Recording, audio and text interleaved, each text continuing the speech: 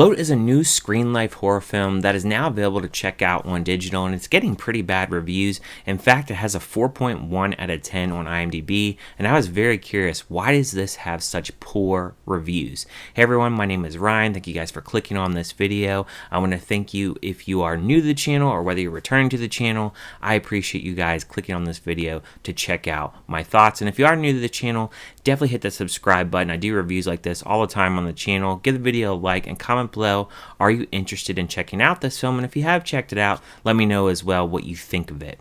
Now, this film, Bloat, it was directed by Pablo Absento, which I have never heard of her previous works, so this is my introduction to her. The film stars McKenzie, Bojana, Novakovic, Sawyer Jones, and Malcolm Fuller. Now, what is this film ultimately about? Well, it's about a military man. He is stationed in Turkey, and he wants to go on vacation with his two sons and his wife.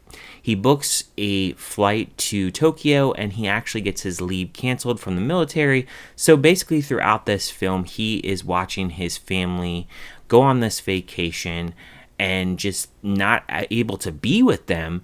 So you have the wife and the two children there in Tokyo enjoying this vacation, and one day the son almost drowns, and you have this panic ensuing, and we think that he actually is dead, that he goes to the hospital, and seemingly he's okay.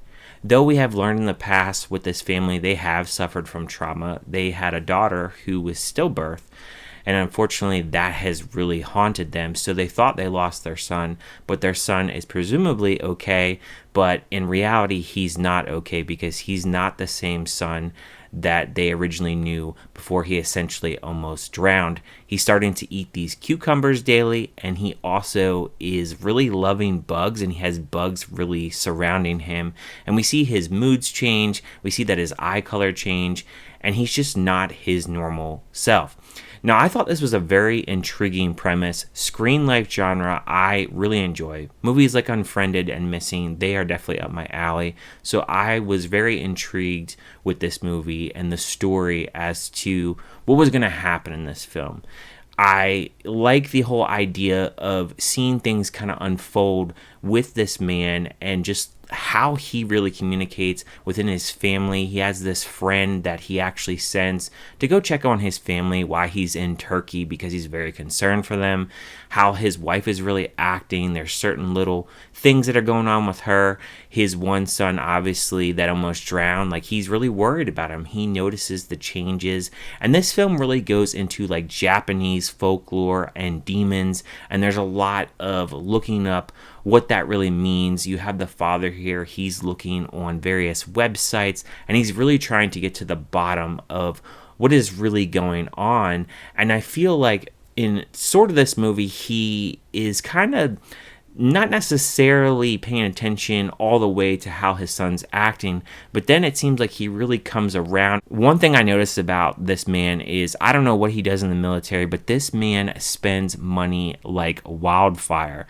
At one point, he sends his buddy to go check on his family, and he sends him $1,500.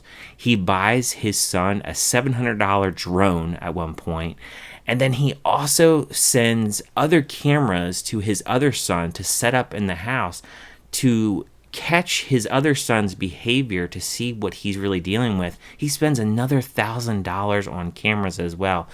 So, man, I don't know what he does, but he is spending money like crazy in this movie. And that was an observation that I noticed throughout this film.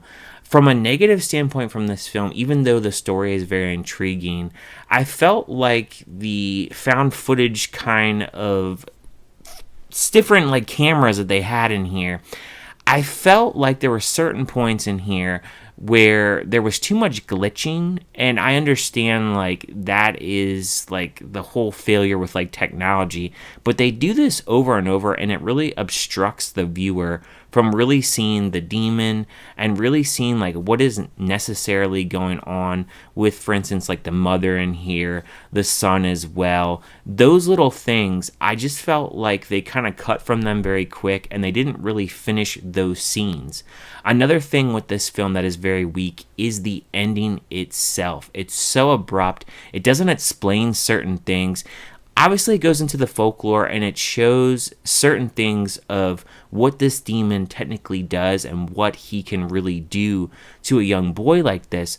But I felt like there were certain things within that folklore that necessarily wasn't explained all the way. And even with the ending, what really happens, it just goes to a black screen and we don't really get the full ending and result as to certain events that unfold in the third act. And that was just really disappointing to me because I was really enjoying this film.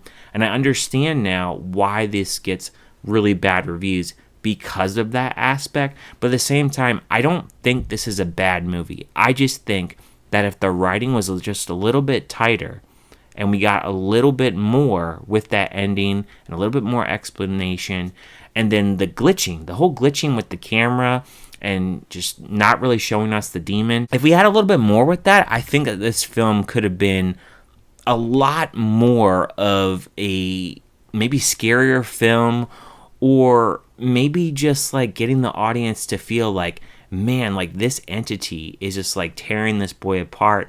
And I feel like we get little glimpses of where this boy is actually heading, but at the same time we don't always see all his behavior. And because of the camera kind of glitching and not really showing clear pictures of certain things that are happening, that really takes away from the effect of the horror of the film. So that's where the film, it really fails, and it could have been a lot better in that aspect. So for me, after watching this film, I would give it a 2.5 out of 5. I would have gave this film a 3 out of 5 if the ending was better. And I probably would have bumped the score up more if we got to see the demon and really see what is the family really dealing with, because I felt like we get little glimpses of that, but not all the way. And if we got a little bit more of that, this film would have been a lot better. So I would say this film isn't terrible. I don't think it's a 4.1 out of 10. I've definitely seen worse horror films. I just think the execution and the missed opportunities makes this film feel kind of flat. And then the ending, I could understand why this would really frustrate someone by how this film actually ended. But I do think this film is worth a watch. I think there's a better film in there, but I think from an editing standpoint and from the way it was written and from the way of how they made certain decisions, I don't know if it was budgetary reasons, but I think there could have definitely been a lot better things to really make this a better film, and it just comes out to be an average film at the end of the day for me. So let me know in the comments, what did you guys think about Bloat? Did you like it? Did you hate it? Did you just think it was kind of meh? And if you haven't checked it out yet, are you going to check it out now that it's on digital, or are you just going to skip it all together? Thank you guys for watching as always, and I will see you guys next time.